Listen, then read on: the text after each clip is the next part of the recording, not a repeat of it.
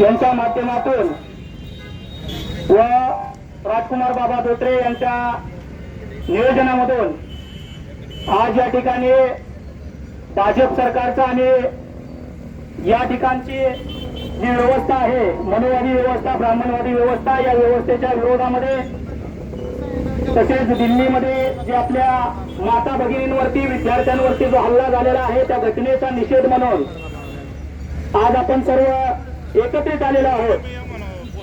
साथियो, या देशामध्ये जे डॉक्टर घडवण्यासाठी नीटची एक्झाम घेण्यात येते, त्या नीटचा पेपर जो आहे तो या प्रस्थापित सरकारच्या माध्यमातूनच, म्हणजे या व्यवस्थेमध्ये बसलेली जी लोक आहेत त्याच लोकांच्या माध्यमातून हा नीटचा पेपर फोडण्यात आला।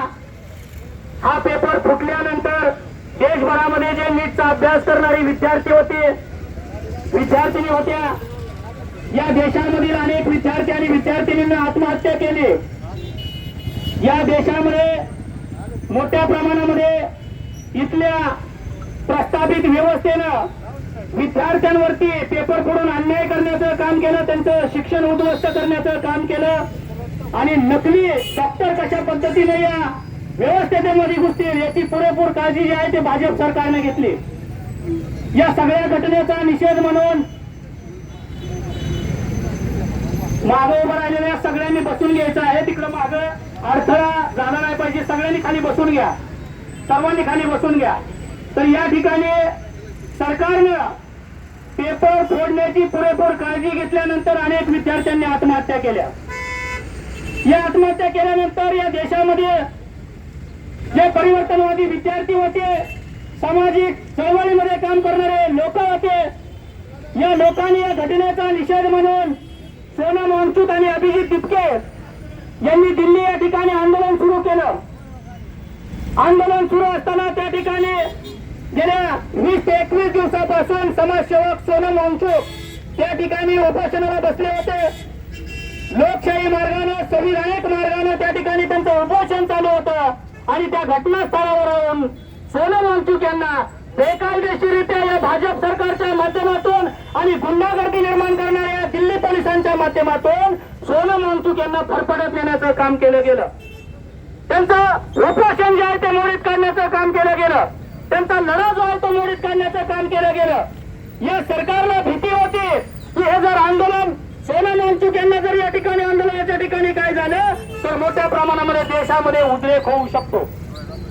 त्या ठिकाणी या हुकुमशाहीवर सरकारनं सोनम वांगचुक यांना हॉस्पिटलमध्ये त्यांच्या इच्छेच्या विरोधामध्ये नेऊन ऍडमिट करण्याचं काम केलं गेलं। यानंतर त्या ठिकाणी 20 तारखेला दिल्लीच्या संसद भवनावरती या देशामधील सगळ्या विद्यार्थ्यांनी ठरवलं की त्या ठिकाणी मोर्चा करायचा आहे, या सरकारचा निषेध करायचा आहे, या मोदीला खुर्चीवरून खाली उतरवायचा आहे आणि त्याचबरोबर या शिक्षण मंत्र्याचा राजीनामा देखील घ्यायचा आहे। ही प्रामुख्यानं मागणी घेऊन लोकशाही मार्गाने जे आंदोलन सुरू होतं त्या आंदोलनावरती लाठी हल्ला करण्याचं काम जे आहे त्या ठिकाणच्या दिल्ली पोलिसांनी केलेलं आहे।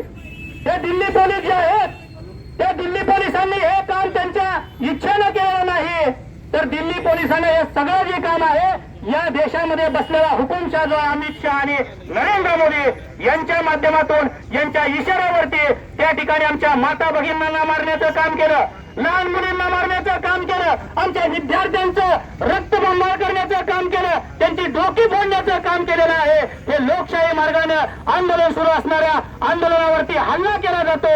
याचा दुसरा अर्थ असा आहे की देशामधील लोकशाही जी आहे ती समाप्त करण्याचं काम जे आहे ते नरेंद्र मोदीच्या माध्यमातून, भाजप सरकारच्या माध्यमातून होत आहे। त्यामुळे आज आपण या ठिकाणी जी बसलेली सगळी लोक आहे ती सुशिक्षित आहे, जागृत लोक आहे, म्हणून आज आपण सगळी रस्त्यावरती उतरलेलो आहे। या सरकारचा निषेध करण्यासाठी रस्त्यावरती उतरलेलो आहे, या व्यवस्थेचा निषेध करण्यासाठी रस्त्यावरती उतरलेलो आहे आणि या देशामधील या अमित शहाचा, या भाजप सरकारला खाली खेचण्यासाठी आपण रस्त्यावरती उतरलेलो आहे।